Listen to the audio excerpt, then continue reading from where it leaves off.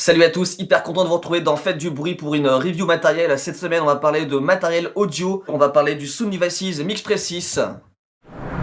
Allez, on va la tourner s'il vous plaît. Tout le monde en place. Moteur. Ça tourne à l'image. Ça tourne au son. Annonce. Faites du bruit, épisode 7, test du MixPre 6.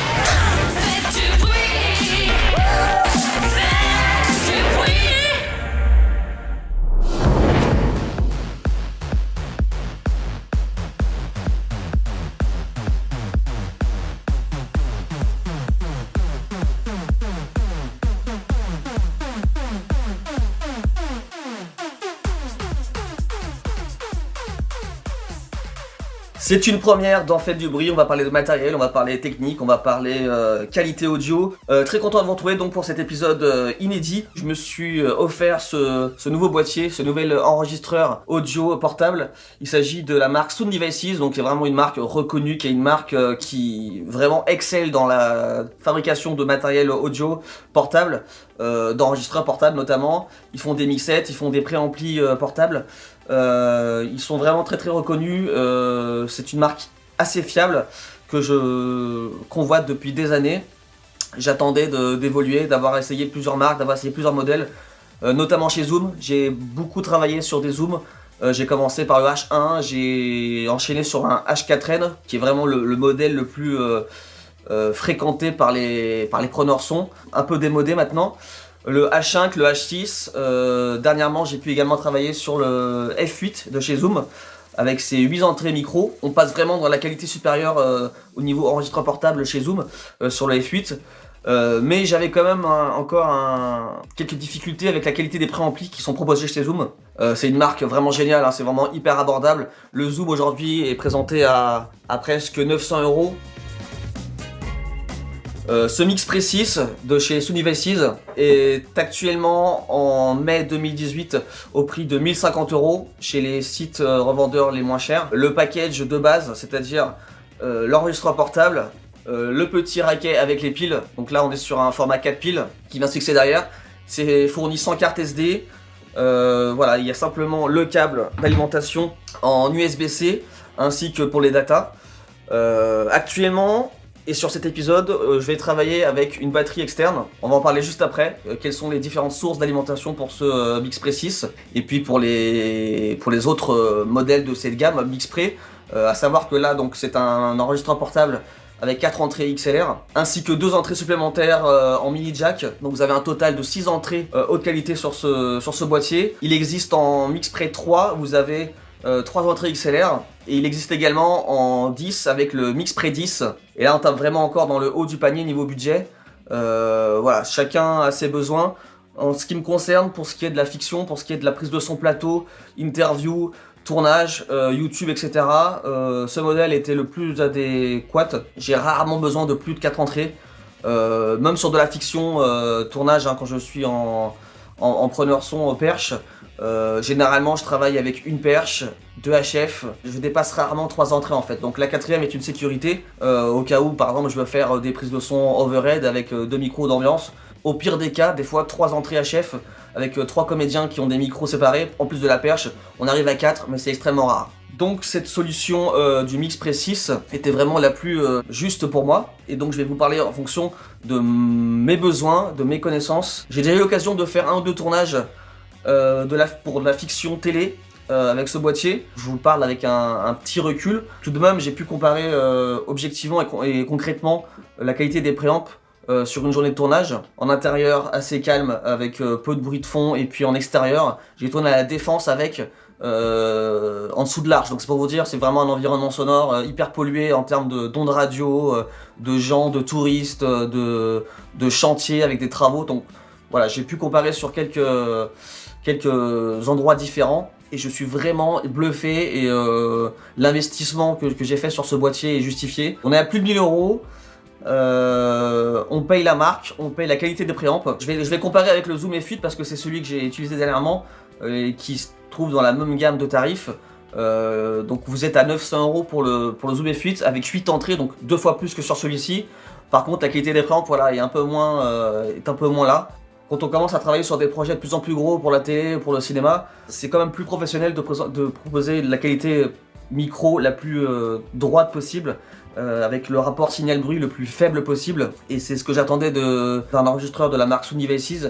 Et je ne suis pas déçu. Dans cette vidéo, plus loin, on va faire quelques tests avec différents micros, sans traitement, sans aucune post-production. C'est ma compagne qui va vous proposer une lecture de texte sur 3 micros, donc l'Audio-Technica 897, avec lequel je vous parle actuellement, qui est au-dessus de cette caméra, avec un Rode NT5, qui est un micro d'ambiance. Je m'en sers en général en overhead ou en micro de prise d'ambiance, mais ça peut très bien faire de la captation de voix, donc on va faire ça aussi. Et puis enfin avec un micro dynamique qui est le TLM 102 de chez Neumann, avec lequel je fais des enregistrements voix off en cabine. Donc là, c'est pas un micro qui se prête à l'enregistrement sur du tournage extérieur ou en déplacement, mais au moins comme ça vous pourrez voir vraiment la qualité préampli avec un micro sans aucune préamplification supplémentaire, des micros qui sont assez réputés, et même si ce ne sont pas les meilleurs micros du marché, ce sont quand même des micros qui sont reconnus et qui sont quand même assez prisés par les preneurs son.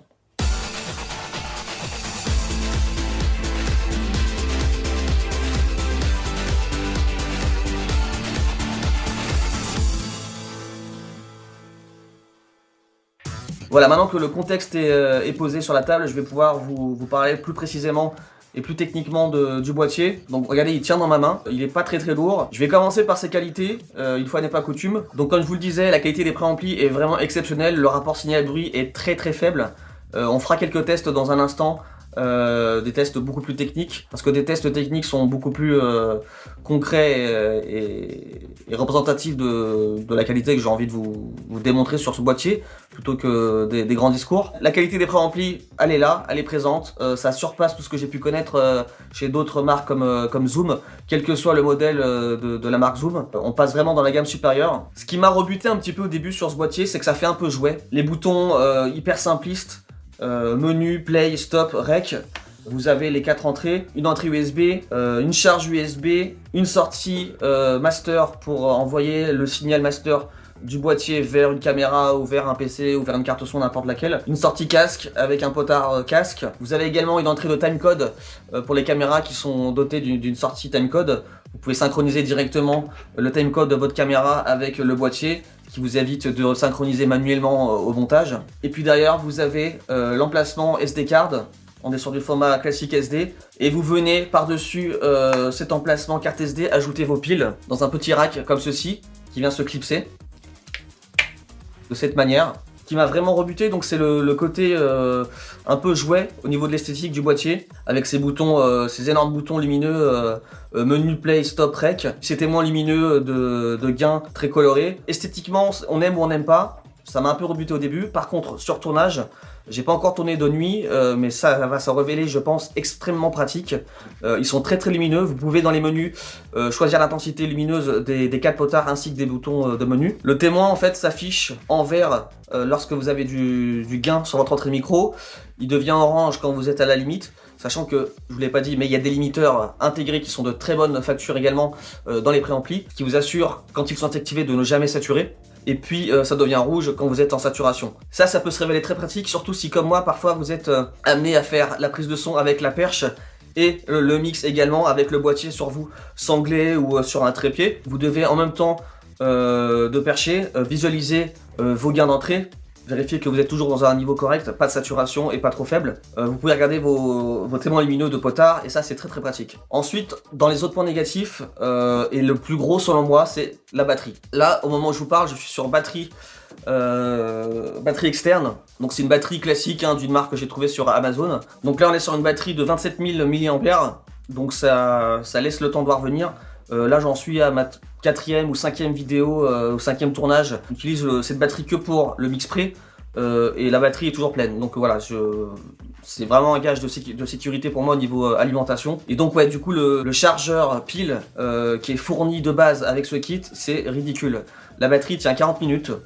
Avec une seule alimentation fantôme activée sur les 4 micros. Tout comme là, j'ai fait un tournage hier en tournant avec un seul micro, la perche, en entrée 1, Donc seule l'alimentation fantôme de cette entrée était activée en 48 volts. Entre les différentes prises, j'ai tenu 45 minutes. C'est vraiment ridicule. C'est presque du foutage de gueule, je dirais. Et là où Syndevices a été malin commercialement, c'est qu'ils vendent un petit boîtier de piles au format 8 piles. On pourra avoir 2 fois plus d'alimentation. Et ils vendent également des batteries de type e-mount. Je crois que c'est Sony. C'est le même boîtier en fait, c'est la même capsule que vous venez fixer directement. C'est une batterie que vous mettez en charge classiquement sur un chargeur. Et d'après les commentaires que j'ai lus sur les différents sites, ça tient beaucoup plus sur la durée au niveau des piles. Sachez que si vous partez sur un Mixspray 3, 6 ou 10 avec le kit pile de base qui est fourni dedans, c'est ridicule et franchement vous allez être en panique totale parce que ça ne tient jamais très longtemps. Personnellement, moi, quand j'utilisais des zooms, notamment le H6 que j'avais il y a encore quelques semaines, j'avais une petite pile de batteries rechargeables avec toujours mes chargeurs sur chaque tournage, lorsque j'étais en intérieur du moins. Et même sans ça, j'avais rarement besoin de le faire parce qu'avec 4 piles LR6 dans un zoom H6, on peut tenir 2 jours facile en continu. C'est pas du tout le même besoin en énergie, il faut le savoir. Cela dit, maintenant que ça c'est dit, l'alimentation USB est disponible sur 2 formats, donc classique USB 2 et puis USB-C, donc les nouveaux formats. Et vous avez au bout de ce port USB donc 2 câbles, un câble pour le transfert data sur votre PC ou Mac et un câble pour l'alimentation uniquement. Donc ici moi pour éviter que le câble se balade j'ai branché les deux. Il y en a bien un qui ne sert à rien, c'est le câble de data, donc il ne sert à rien sur la batterie. Je vous mettrai le lien de cette batterie de la marque Craft Power en description, parce que je l'ai payé, je crois, moins de 40 €. C'est hyper léger, ça se recharge en un peu plus de 12 heures. Et ça tient sur la durée, enfin c'est un truc de fou, c'est hyper pratique.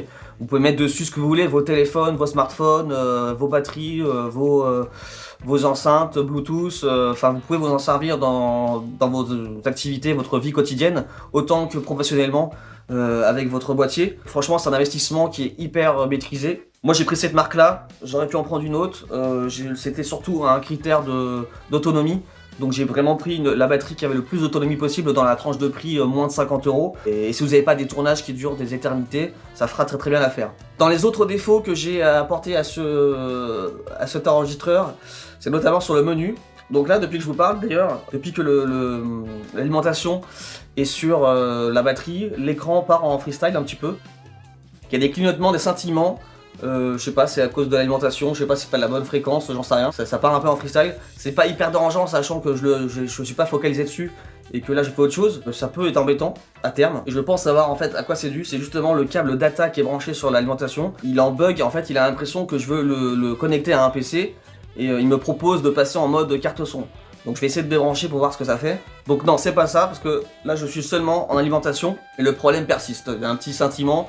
Bon, c'est pas hyper dérangeant, mais j'espère que ça ne crée pas de bug sur la piste de son. Donc l'autre défaut que j'ai à apporter à ce boîtier, c'est un écran qui est très lumineux. Ça, il n'y a pas de souci. Le tactile réagit plutôt bien, par contre il est minuscule. Et on est dans cette sorte de compromis entre ergonomie et confort. En fait, vous avez ici un petit potard, un petit peu comme sur les zooms, qui vous permet de naviguer dans les menus.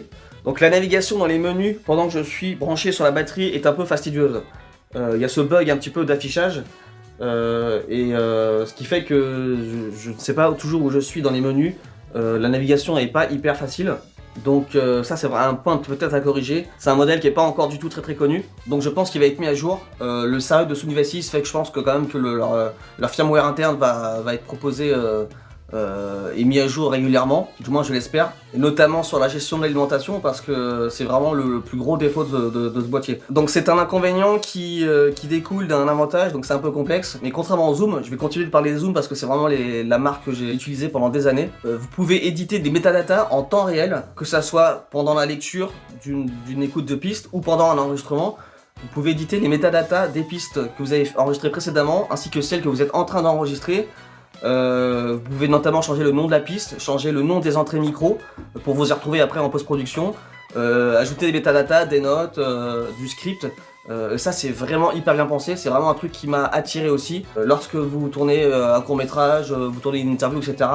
Vous avez sûrement envie de placer des marqueurs et des notes, et au lieu d'avoir une feuille de papier ou alors un bloc-notes sur votre smartphone, là vous pouvez directement l'inclure dans les métadatas de la piste, et ça c'est assez génial. Là où ça se complique, c'est que si vous l'utilisez en mode écran tactile, C'est un clavier à touche à molette sélectionnable. Donc ici par exemple, je vais taper sur la prise précédente, voilà, Name Note. Voilà, vous avez un clavier comme ceci.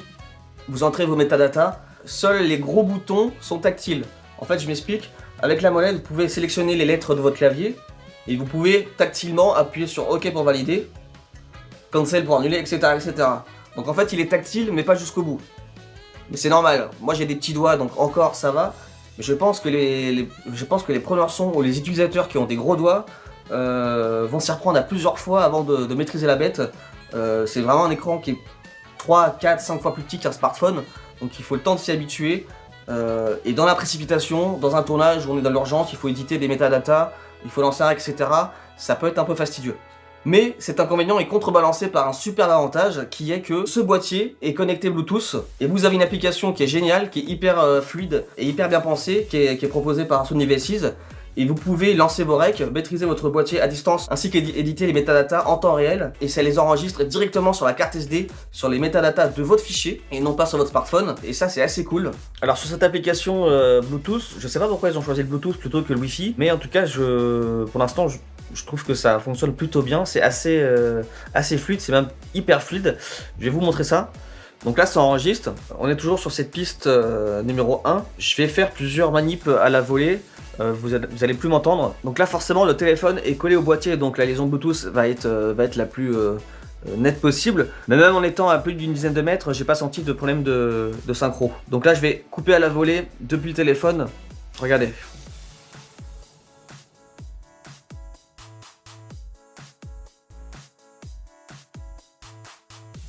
Il n'y a aucun problème, hein, c'est hyper fluide. Donc contrôle des vumètres, avec un vumètre beaucoup plus précis, beaucoup plus grand là-dessus. Sachant que là-dessus, sur le boîtier, vous pouvez avoir le LR, ainsi que le détail des pistes. Là, il n'y a qu'un micro, mais avec les 6 micros, vous auriez le détail des 6 vumètres. Franchement, l'application est vraiment un renfort non négligeable là-dessus. Donc en priorité, vous avez le transport, et vous avez ici donc l'édition des métadatas en temps réel. La petite astérix en bleu indique que c'est la piste sur laquelle on est en train d'enregistrer. Donc là, en temps réel, c'est assez génial, je vais pouvoir éditer les métadatas sur la piste qui est en train d'être enregistrée. Donc je clique dessus, et là c'est magique, vous avez plusieurs informations, donc le nom de la scène, donc le nom de la piste que vous êtes en train d'enregistrer, que vous pouvez avoir préconfiguré avant d'enregistrer, avant votre tournage, ou pendant. Le numéro de la prise, en l'occurrence, donc c'est la prise numéro 8, je peux changer la prise, sans problème. Si j'ai supprimé une piste, je peux lui dire qu'en fait c'est là, c'est la 7ème, etc. Moi je préfère ne pas le faire parce que je veux être raccord avec ce que je fais au niveau de l'image. Parce que là je fais l'image et le son, mais lorsque je suis que preneur son sur un projet, je peux tout à fait décider de changer le numéro de la prise par exemple. Et là le plus important, donc les métadatas, les notes, je peux ici indiquer ce que je veux. Vous faites OK, il enregistre et c'est enregistré sur votre carte SD à distance et vous la retrouvez sur Mac ou sur PC lorsque vous déchargez votre carte.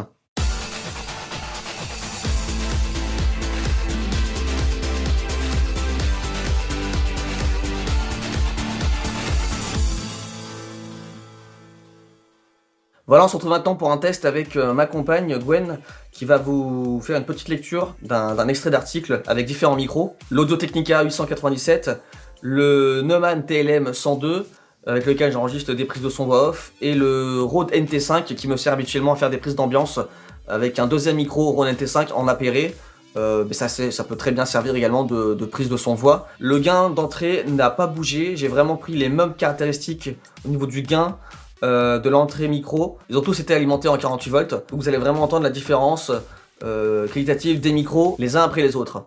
De toutes les somptueuses images que le voyageur retient d'un périple en Mongolie, il en est une qui symbolise mieux que d'autres ce pays. Des chevaux galopent, crinière au vent, sur la crête d'une colline en direction de leurs enclos. Ils rentrent seuls au bercail, traversant librement la steppe, avec une prédilection très photogénique pour les cimes.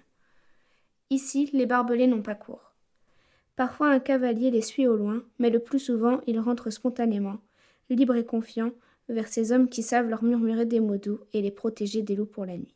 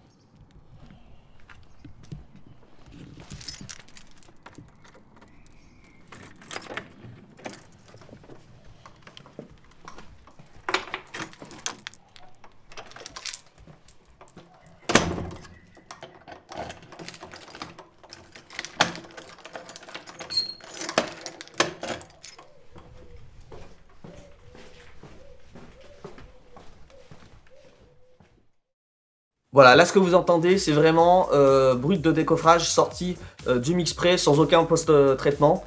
Même pas de gain, même pas de rehaussement. J'ai vraiment pris la prise telle qu'elle est sortie du boîtier et je la mets sur cette session de montage faite du bruit. Et avec un minimum de traitement plugin, vous arrivez à des trucs vraiment hyper quali et ça c'est vraiment un pur plaisir. Vous avez également une option de marqueur à la volée. Vous avez le petit Q qui s'affiche ici, que vous pouvez éditer également avec l'astérix ici. Donc vous appuyez et ça vous crée différents marqueurs sur votre piste que vous retrouverez sur votre séquenceur lorsque vous allez faire le montage. Ça c'est assez pratique également. Et ce qui est assez cool, c'est que sur ces marqueurs là, par exemple si vous tournez plusieurs séquences dans une interview ou quoi, et que vous ne coupez pas votre enregistrement, vous faites une seule prise de bout en bout, et que vous décidez de mettre plusieurs notes à différents endroits, et bah ça sert à ça les marqueurs. Vous allez directement dans le menu et vous pouvez éditer différentes notes selon les marqueurs que vous avez positionnés en temps réel. Ça c'est encore un truc hyper utile lorsque vous êtes en tournage. Pour aller un peu plus dans les détails de menu, je vais vous présenter rapidement, je vais pas faire une review complète de tout ce que propose le boîtier, mais le plus important au niveau de l'ergonomie. Donc ici, les 4 boutons sont d'une part des potards pour régler le gain, et d'autre part, vous pouvez cliquer dessus, donc ils sont cliquables, et lorsque vous cliquez sur le potard, ça vous affiche les différentes possibilités et les différents réglages sur l'entrée micro concernée. Et ça me propose ces 6 icônes là. Vous avez 2 menus de 6 icônes. Donc je peux décider de mettre ma piste en solo. Ça c'est quand vous avez un casque et que vous avez plusieurs micros branchés. Vous pouvez écouter un ou plusieurs micros simultanément. Donc ici vous voyez, fermez la piste avant d'enregistrer selon les différents micros que vous souhaitez sélectionner. Vous avez le gain qui va de 0 à 75 dB, un truc comme ça. Donc vous avez vraiment une grosse marge de manœuvre. Ici, sur de la prise de voix dans un environnement intérieur calme, je suis à 60 dB avec l'Audio Technica 897, qui permet d'aller de 0 à 120 Hz, notamment quand vous avez du vent en extérieur, ou bien vous avez un bourdon, vous avez, je sais pas, un buzz électrique. Vous pouvez l'atténuer grâce à ce low cut, donc ça c'est assez classique. Il est hyper net, il cut vraiment sec, donc quand vous avez du vent etc, ça vous sauve pas mal vos prises. Qu'est-ce qu'on retrouve également? Vous avez donc dans le deuxième menu, activation de l'alimentation fantôme, donc là elle est déjà activée, et j'enregistre donc je ne peux pas y toucher, elle est grisée. Vous avez la phase, en normal ou en inversé. Vous avez également un délai par rapport à vos autres préamps. Donc par exemple si j'avais 2 micros Rode NT5 qui était appairé en 1 et 2 pour faire une prise d'ambiance stéréo, je pourrais faire un décalage de quelques millisecondes si vraiment ils étaient éloignés avec un grand câble XLR dans une salle de concert, etc. Ça c'est assez inédit, vous le retrouverez pas sur tous les boîtiers de cette gamme là. Et puis une option également classique de linking, pareil lorsque vous faites une prise en overhead avec 2 micros stéréo, vous pouvez appliquer les paramètres d'une entrée et de l'autre simultanément sans avoir à le faire sur 1 et 2. Tout ce que vous appliquez sur l'entrée numéro 1 sera automatiquement appliqué sur l'entrée numéro 2. Et voilà, vous gagnez un temps monstrueux. Et ça vous crée également une piste stéréo, donc avec un micro à droite, un micro à gauche, et vous n'aurez pas à le faire au montage.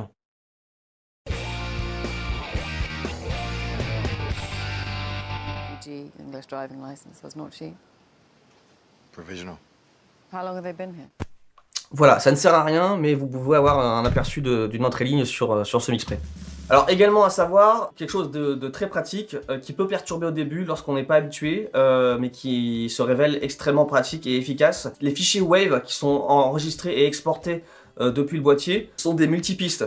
C'est-à-dire que vous pouvez paramétrer dans les menus quel type de fichier vous souhaitez sortir, donc c'est-à-dire un fichier stéréo, LR, mix, donc il regroupe vos différents micros, que ce soit 1, 2, 3, 4 ou 5 ou 6. Il vous fait un master LR, par exemple si vous voulez un son témoin pour envoyer à votre monteur vidéo ou à votre client, vous voulez aller hyper vite et lui envoyer un LR sans que lui il ait besoin d'écouter les différentes prises. Lui enregistre automatiquement le mix des 6 micros, en tout cas ceux que vous avez armés pendant votre prise. Il fait un LR qui sera présent sur tous vos fichiers multipistes lorsque vous allez décharger votre fichier carte SD. Donc ça, le LR est présent sur toutes les prises si vous décidez de le paramétrer de cette manière, ainsi que les différents micros. Donc là, sur cette prise, sur cet épisode fait du bruit, je n'ai qu'un micro, donc le micro perche. Donc je vais retrouver mon master LR ainsi que la piste numéro 1, et ça nous crée un seul fichier WAV. Donc en fait là, mon fichier va s'appeler FDB-AT010, donc c'est la prise numéro 10 de l'Audio-Technica Faites du bruit, c'est comme ça que je l'ai appelé pour m'y retrouver. Et je vais avoir un seul fichier wave qui va s'appeler de cette manière, et lorsque je vais glisser sur mon séquenceur ou sur mon logiciel vidéo, donc Premiere, Final Cut, Pro Tools, Audition, Cubase, n'importe lequel, vous avez un seul fichier wave que vous glissez, et en fait sur vos différentes pistes de séquenceur, automatiquement vont découler donc une piste L, une piste R, light, left, right, et vos différents micros. En l'occurrence, j'aurai 3 pistes, L, R et piste numéro 1. Et elles seront automatiquement synchronisées. À titre de comparaison, par exemple, sur le Zoom H6 ainsi que sur le Zoom F8, sur le Zoom F8 j'ai un doute, mais sur le Zoom H6, Zoom H4n, etc., toute cette gamme-là, ça vous crée un dossier sur la carte SD avec le numéro de la prise. Donc par exemple, si j'enregistrais sur le Zoom H6, ça serait Zoom 001, et j'aurais un dossier avec les différentes prises micro. Et en fait, je vais devoir moi-même synchroniser les différents micros sur mon séquenceur.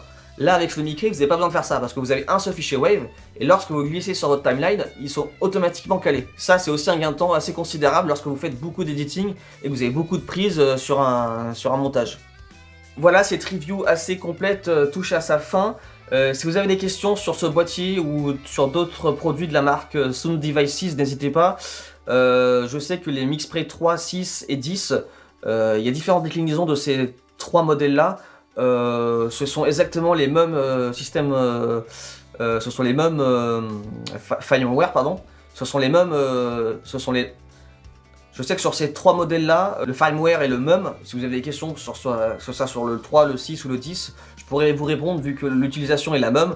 Il y a juste le nombre d'entrées micro qui change. Je ne crois pas qu'il y ait différentes options ou des choses qui soient présentes sur l'un plutôt que sur l'autre. C'est vraiment en termes d'entrée micro que la différence de prix se fait. Et ce qui est normal parce que les préamplis sont vraiment de bonne qualité. Du coup, ça justifie l'écart de prix. La boîte d'origine, c'est celle-ci. Donc c'est assez petit, c'est assez compact.